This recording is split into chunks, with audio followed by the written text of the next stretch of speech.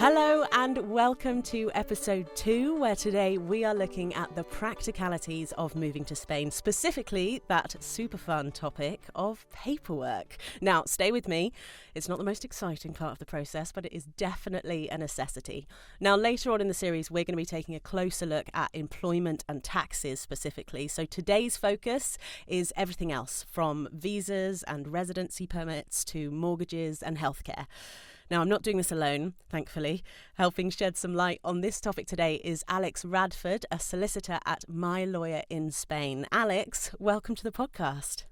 Hi there, Beth. How are you? I'm good, thank you. Thank you so much for being here. No, my pleasure. Thank you for inviting me along. I have so many questions for you, so it's lovely to have an expert. If we just begin, would you mind introducing yourself to our listeners and just explaining a little bit about what you do, what your firm does, and who it is that they help?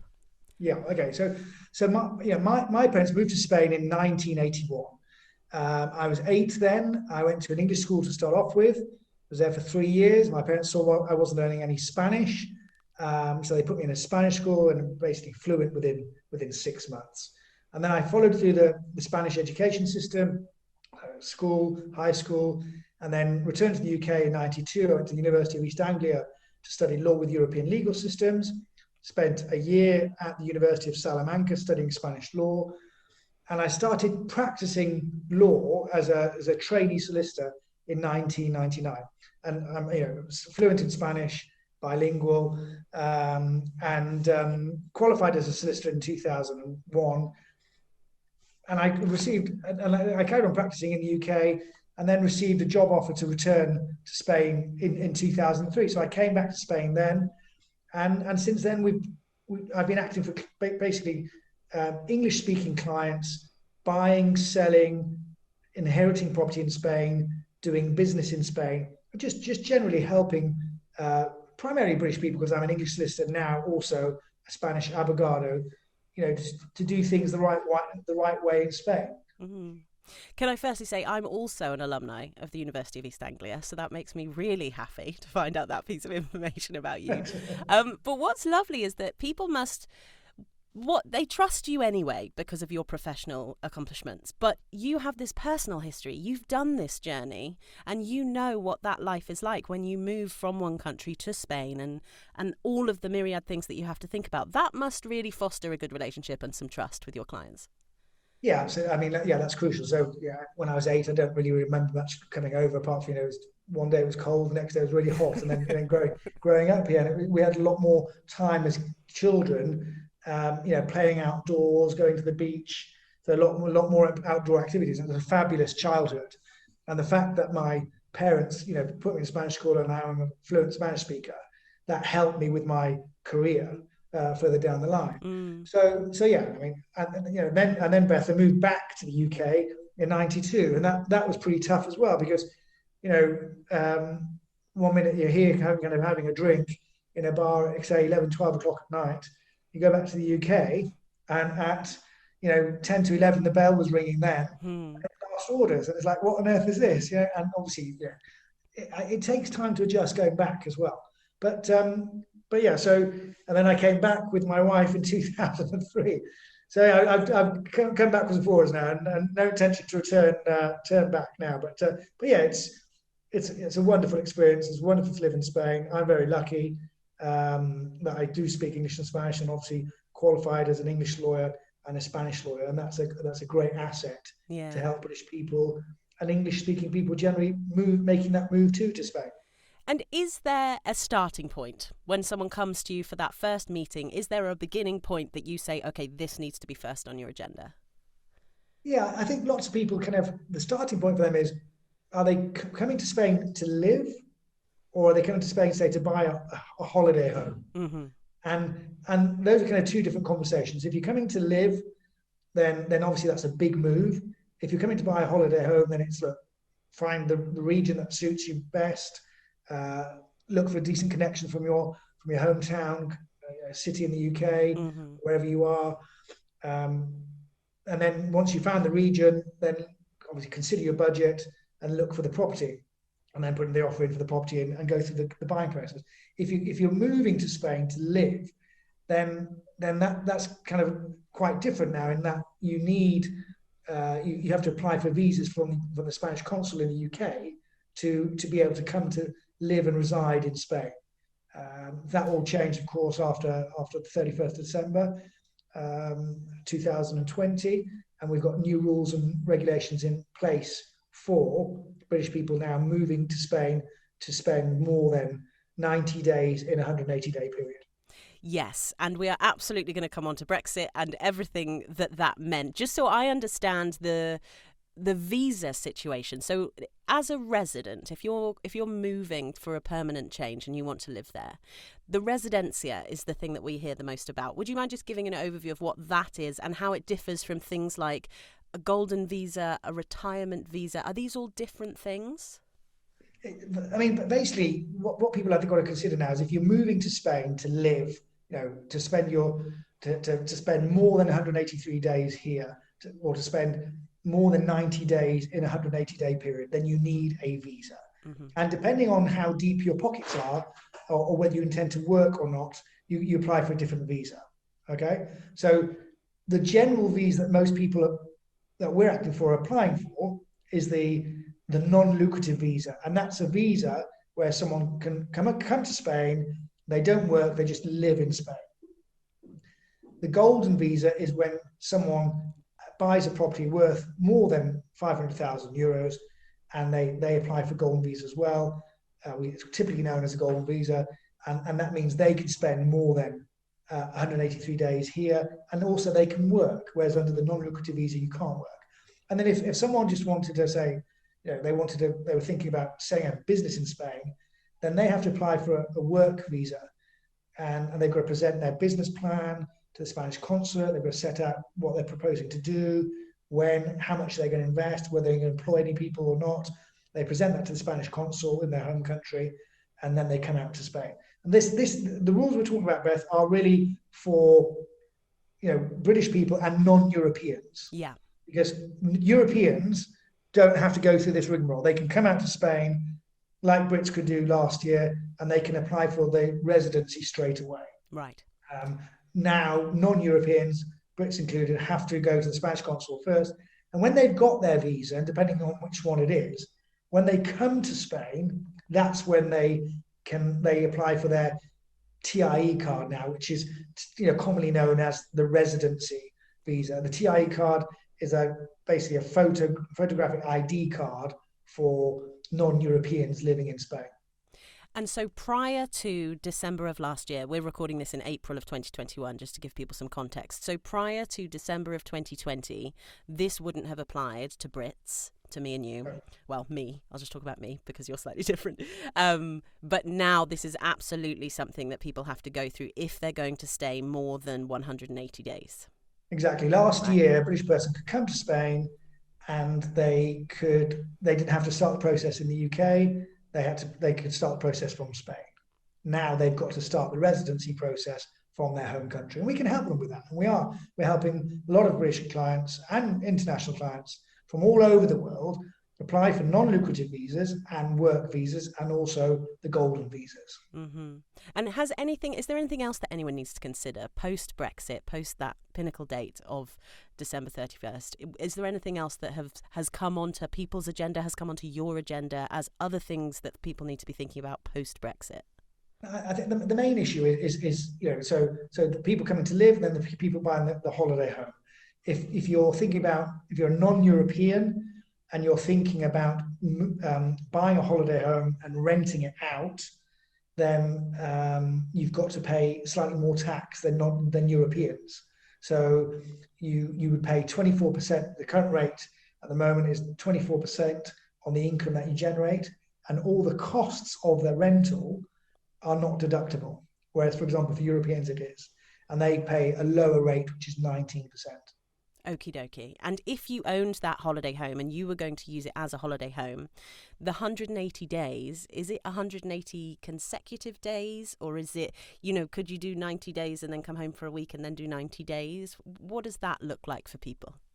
Okay, so just for a holiday home, you've got 90 days in a 180-day period. So it's actually nights. So you've got 90 nights in that 180-day period. So you've got to keep a good record of that. Once you hit the 90 days, then you've got to leave and you can't come back for another 180 days. Right. Okay. That's straightforward. That's nice. Thank you for spelling that out. I feel like I hear these numbers bandied around a lot, but that makes sense. That's right. And then just, while we're on the issue of figures, so basically anyone who spends more than 183 days a year in Spain, or nights as I should say, they then become a Spanish tax resident. The tax year in Spain runs from the 1st of January to the 31st of December, so a calendar year, and they would pay tax in Spain on worldwide assets and income the year after they arrive. Right. So if you arrive this year, you spend more than 183 nights in Spain this year, next year, between April and June, you would submit your Spanish tax return on worldwide assets and income, and you would be treated as a Spanish tax resident. Right. Okay. Yeah, that makes sense to me. And I wanted to touch on retired people as well. Does all of this apply to retired people following Brexit? Yes. So most retired people coming out to Spain aren't working, so they would apply for the non-lucrative visa. They apply for that from the Spanish consulate in the UK or in their home country, and in effect, it takes, Beth, I'd say 1 or 2 months to collate all the documents necessary for the visa process.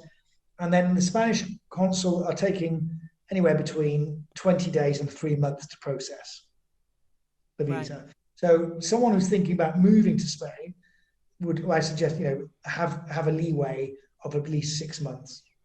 And that's quite a big difference between 20 days and 3 months, actually. What is that dependent on? It just depends how busy they are, right? How quickly they turn the application round, if they've got all the documents in place, etc. And when people come to you, are they, because this could sound quite intimidating to someone who doesn't know the system or someone who's a bit confused, what level of knowledge do people come to you with, and what level of knowledge do you kind of take them through? Is it from 0 to 100, or is there an expectation? Well, yeah, exactly.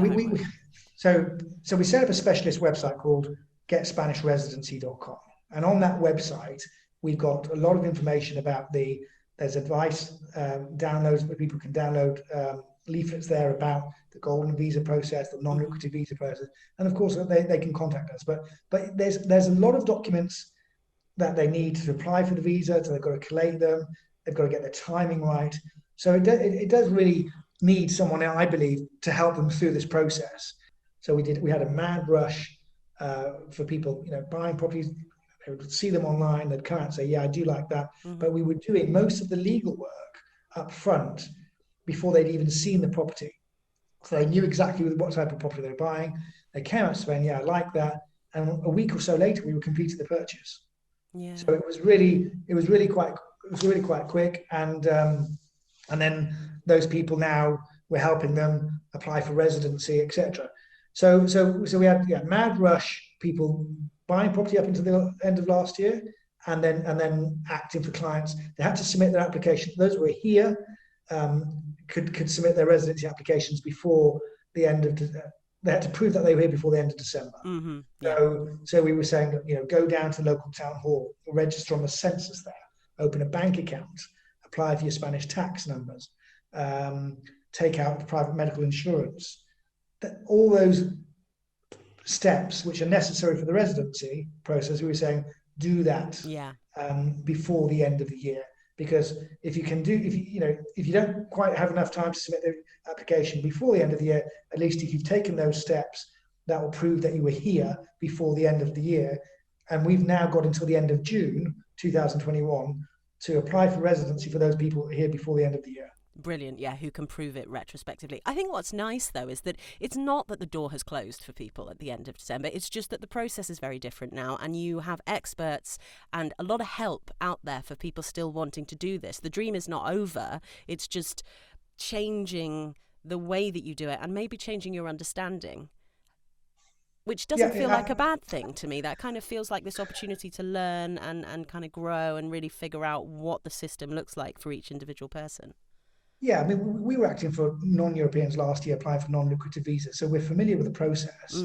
And Spain will now receive a lot more applications, for example, for the non-lucrative visa compared to what they did do before. But that's an issue really for the consulate. In the case of British people in the UK, there's 3 consulates there, and I'm pretty sure they're quite busy. And they'll be recruiting new people to help them out with that. And yeah, so the process has changed. Personally, Beth, I'm a little bit frustrated that it's become so complicated. I think I say it's so complicated in that. Let me just stop there. I'm personally disappointed that the rules and regulations for British people, being so close to Spain as a European partner, aren't a little bit more flexible compared to, say, Americans or Canadians. That's what I think is a little bit frustrating.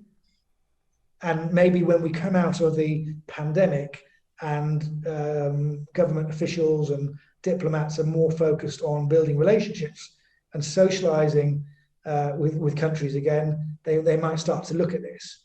Yeah, because that's interesting that perspective will actually shift. I mean, it's just been such a crazy time, hasn't it? Like, just pandemic on top of Brexit. It's just been the most bizarre. Yeah, I wanted to ask you about healthcare, because coming from the UK, we have the NHS. How does that work for people, whether they are retiring in Spain, whether they are moving permanently? What should people be thinking about when it comes to healthcare? So first of all of those people moving to Spain, they will require private medical care. So we can help them obtain various quotes from different brokers.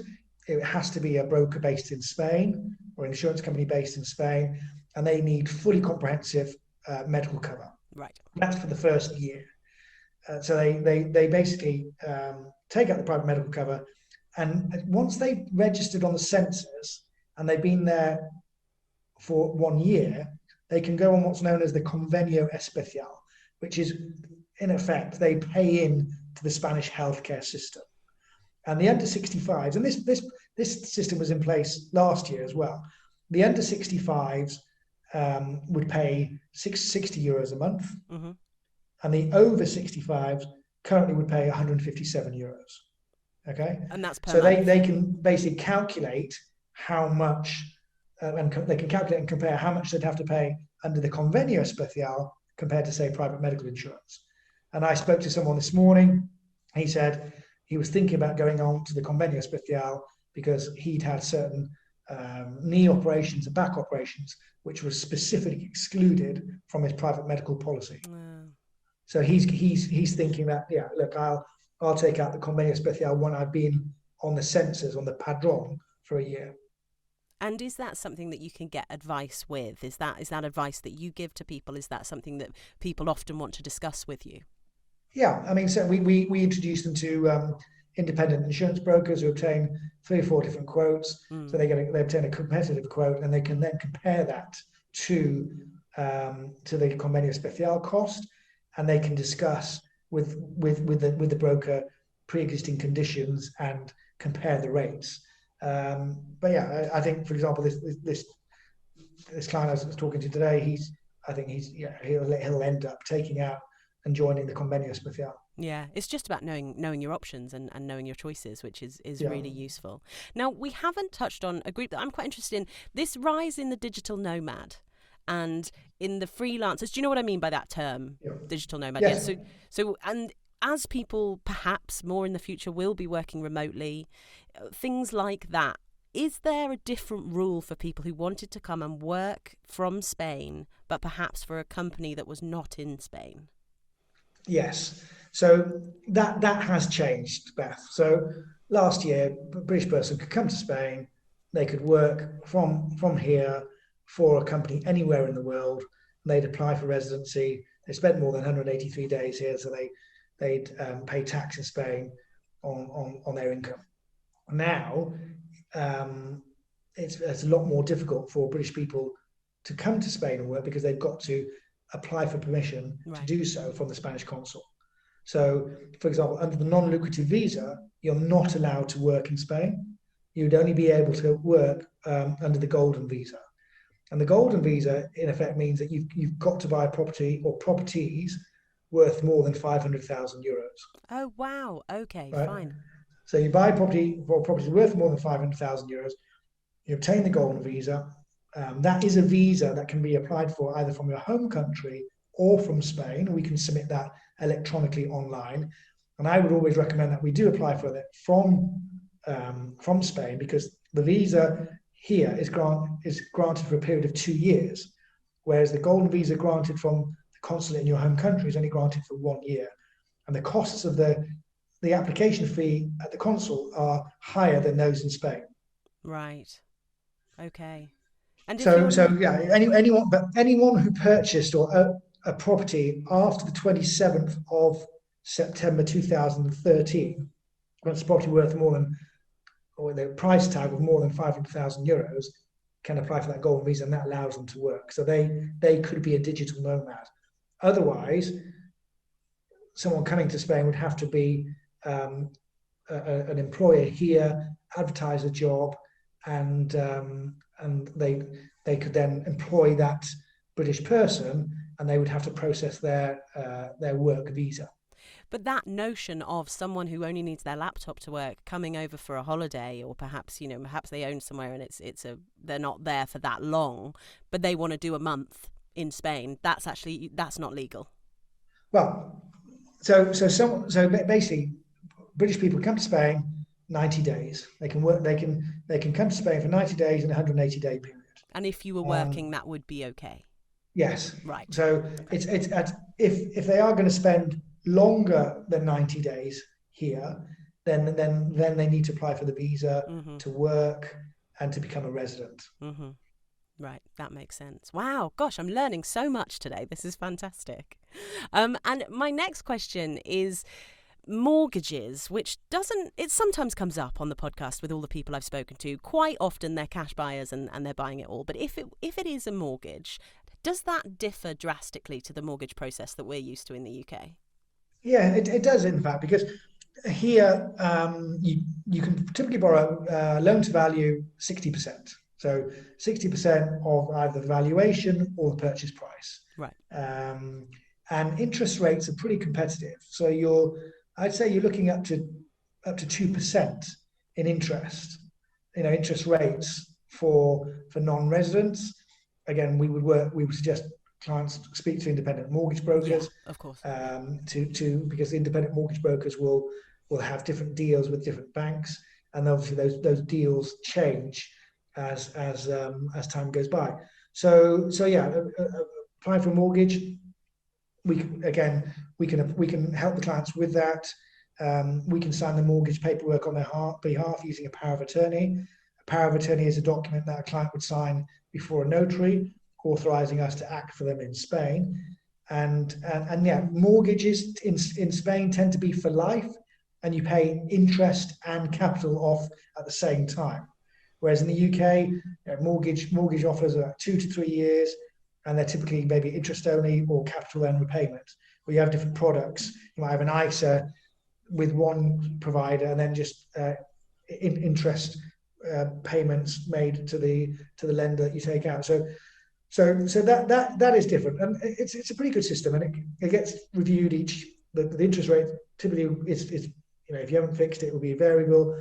And it would be reviewed on an annual basis, and it follows the Euribor rate, which at the moment is in negative territory. So rates are pretty competitive. I was going to say, how had rates changed? Because it's been interesting looking at the property market over here, and I was wondering if the pandemic had similar effects. Interest rates aren't amazing over here right now, and obviously we've got the stamp duty holiday, and that's changed the landscape of property purchasing over here. Has there been a change in Spain over the last 12 months due to coronavirus, or have you not noticed any trends? No, we haven't had a stamp duty holiday such as the one you got in the UK.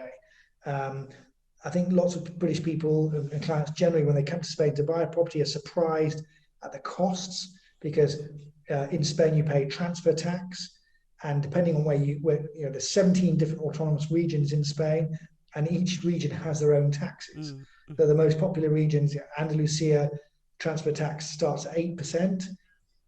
Moving up to Murcia is 8% as well. The Valencian region, transfer tax there is 10%. Catalonia is 10% as well. Balearic starts at 8%. and then the Canaries starts at 6.5%. So that tax is a lot more than British people are used to paying, and other nationalities too. So we haven't had a holiday on taxes in that respect. At the height of the recession between 2012 and 2015, there was some breaks on stamp duty, but it was minor, really. Interesting. And I've spoken to a few people who have been very caught out by the tax, and it's a horrible surprise when you get to the end of that process and you realise, even 6% that's not nothing. It's very much, I think, for some people it's been a surprise. But that's why I think it's really important, Beth. So if someone's considering buying property in Spain, whether it's to live or to as a holiday home, it's important that they do put together a budget. So they decide on the area that they're interested in, consider what the transfer tax costs are in that region.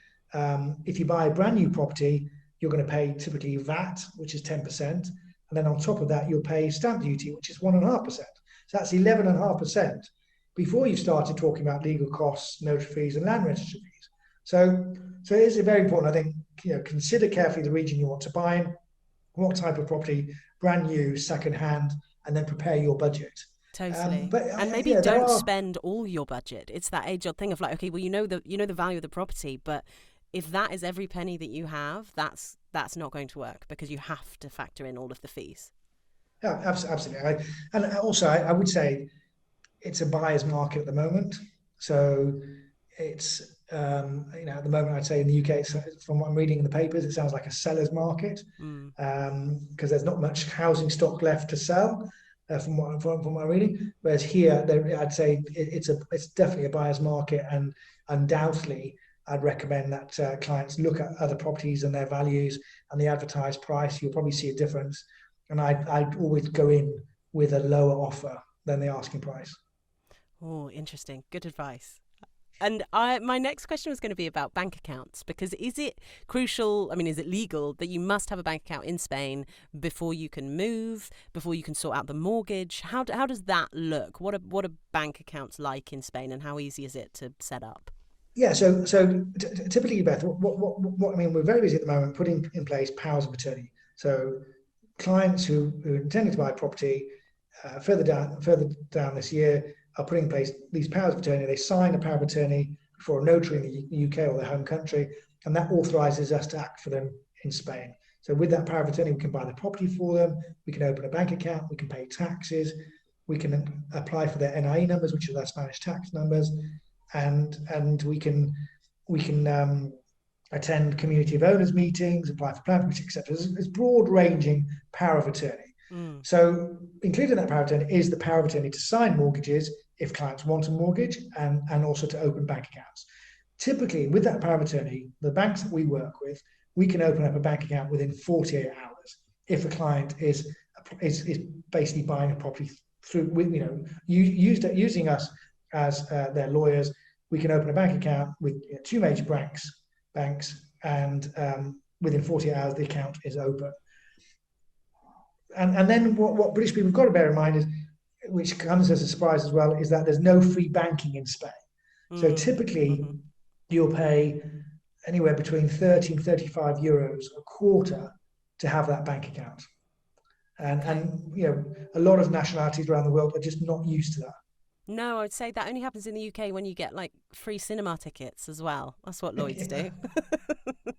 So that is interesting. It's just another thing to bear in mind. And all of those things that you were just listing, power of attorney, it seems, has been an absolute lifesaver for a lot of people that I talked on the podcast, because they are in a different country. They are back in the UK, and actually what it enables you guys to do is act for them, takes out loads of stress, and it has meant that if they got grounded because of the pandemic, things didn't have to stop. So I know that it's been a lifesaver for lots of people. Is that pretty standard of solicitors in Spain? Is that kind of what lawyers should be doing for you? Is that something that you can expect? Yeah, that's a given. When we send out our terms of business, we set out our costs, and we include in there the services that we're going to provide. And top of that is power of attorney, drafting a power of attorney for you to be signed in your home country before a notary, because it just makes life much easier. Yeah. Some clients are worried about giving a power of attorney to people they've never met before. That's quite understandable. You can limit the power of attorney. You can put in expiry dates in there. However, if you're dealing with reputable solicitors or abogados in Spain, then there shouldn't be an issue, and you've got to make sure that they've got kind of professional liability insurance in place and they're properly registered. I'd be very reluctant to give a power of attorney to a non-lawyer. Totally. Well, this segues nicely into my next question, which is about trust. And do people... It is a big thing, and you do have to really trust who you're giving that power to. Now, you've mentioned some are registered. Does that mean there are people practicing who aren't registered, and it's up to you to figure out who is and who isn't registered? What is the best way of going about just ensuring that you find someone trustworthy? Yeah. So first of all, I think part of looking for your property is also looking for your team that's going to help you. So look for estate agents. Have a look at the website and choose an estate agent in the area you're looking at, and then find a lawyer. Have a look at their websites. Have a look at their profiles on LinkedIn. Look at the testimonials on their website, recommendations, and then contact them and obtain a quote for them. To get them to provide you with a list of the costs, the services they're going to provide, and then make sure that they are registered. Because you're right, Beth, there are people out there who are familiar with the conveyancing process, but who aren't lawyers, but who do complete transactions on people's behalf. Wow. And sometimes they might be active for buyers and sellers without the consent of those parties. So there could be a clear conflict of interest. It could be the estate agent rushes you down to a lawyer to see on a Friday afternoon because he's the only lawyer available, and and there's a cozy relationship between that agent and the lawyer. So I would always recommend that clients find their own lawyer and instruct an independent lawyer who specializes in property purchases or sales or whatever they're planning to do on the legal side. Mm-hmm. Because from our side, we specialize in acting for British clients or international clients, buying, selling, inheriting property, and doing business in Spain. But I've been, on the other side, I've had lawyers who basically attend court all morning, and then in the afternoon they do their conveyancing work, and it doesn't quite work. Wow, because you need to be focused on one or the other. Yeah, and is Google your friend on this one? Is there a regulated list? Is it the type of thing that you can do your own due diligence and look it up and make sure? Yeah, I think Google's a great source. You can look at Google. You can also look at you can go onto the British Embassy's website, and they've got a list of recommended lawyers in each region, so you can do that. And then Google reviews, and I'd look at testimonials on Facebook and see. But again, always look at those testimonials, look at Facebook, etc. Contact the lawyer. And just make sure that they are registered and they confirm what they're going to do and how much it's going to cost. Because we've also had clients come to us and say, we instructed that law firm, etc., to deal with it. They're charging these fees. What do you think of that? And sometimes they're reasonable fees. Typically, the legal costs of buying property are 1% of the purchase price with a minimum fee. But lawyers can choose to charge whatever they want. Mm. And I have heard lawyers charging 2%, 3%, 4%. So I think you've got to find a competitive quote, choose your lawyer, and it's very important to be able to converse with them, pick up the phone, speak to them. And if you've got any questions, there should be no communication issues or barriers. Yeah. This is a really important decision. You're buying a property in Spain, you're moving to Spain, you need plain advice in plain English in your own language, yeah? Yeah, for sure. And when you were saying at the beginning that it's fantastic that you speak both English and Spanish, and I'm sure that really helps with a lot of your relationships with your clients, and people can decide, maybe it's not always necessary, but I think what you're saying is that understanding each other and communication is key, and making sure that those barriers are down and that you can really trust each other and communicate well with each other, and that's a really important factor in this whole process. Yeah. And speaking of communication, I wanted to ask about mobile phones and phone providers and internet and all of these things, which when you move, you don't necessarily think of, but are actually crucial to making life work when you've moved to a different country. So let's begin with mobile phones. And the mobile providers are different in Spain, as we all know, when we get off the plane and we get a little change to our cell network. Do things work in the same way other than that? Are you still in a monthly contract? Are you still going to set yourself up in the same way, or are you going to try and take your contract over with you? Yeah, I'd certainly recommend taking out a Spanish mobile phone contract and having a Spanish number. Utility companies won't call a foreign or overseas number. So if there's an issue, people won't call those numbers. So I'd recommend having a Spanish number. You've got Movistar, which is basically the equivalent of what was British Telecom and Spanish Telecom here. So Movistar, you've got O2 here as well. You've got Orange. You've got Is it easy? Vodafone. Is it easy to set up? Is it the same as if I was to walk into a phone shop over here? Very similar. And then you've got a whole host of providers. So and it's quite a straightforward process. But I'd certainly recommend taking out a Spanish number and having that, because it will make life easier. And typically, well, it depends what phone you want and what contract you go on. But and how many minutes you want, and whether you want indefinite usage of internet, Yeah, totally. So all the same things that you would think about over here. What about internet speeds? Because I know the stereotype used to be that internet speeds in Spain were slower than what we were used to in the UK, but obviously everything is changing and evolving all the time. How are the internet speeds? What is the stretch like? Because obviously Spain is so huge, and you have real difference between when you're in the countryside and when you're in the cities, and all of that kind of stuff. Do you give advice on that type of thing? Because being connected is quite important to people now.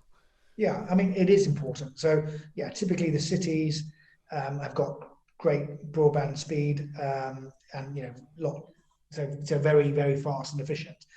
The further out you go towards the countryside, then it becomes less efficient. But then what you do tend to find, Beth, is you find local providers specialising in, say, provision of internet and coverage in the countryside. Interesting. So there are specialist providers out there.